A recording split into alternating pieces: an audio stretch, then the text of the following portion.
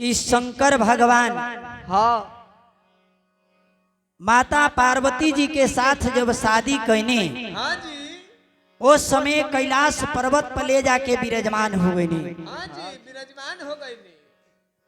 जब भोलानाथ जी हाँ जी, आपन जौन सुबह शाम के जौन रोज आपन कर्म कार्य रहल हा, हाँ जी, रहल हा। काहे कि भाई देखी हाँ जी, भोजपुरी में कहले हा क्या कहले हा?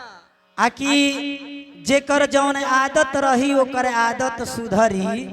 ना ना ना ना, एकदम ना सुधरी।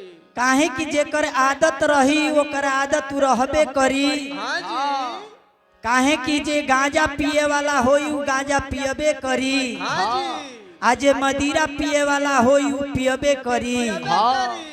केहू के मेहरारू रूस के नैहर जास चाहे ससुरा रहस, हाँ उ भोला बाबा के जौन काम बाऊ तो करबे करो। करबे करी।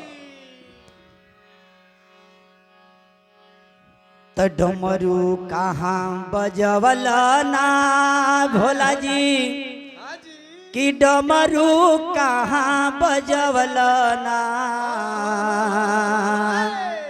कि डमरू कहाँ बजवल ना, ए भोला जी डमरू कहाँ बजवल ना, ए भोला जी, ए भोला जी काशी में हो बजवल डमरू कहाँ बजवल ना, ए भोला जी काशी में हो बजवल डमरू ए जो बजाई ना।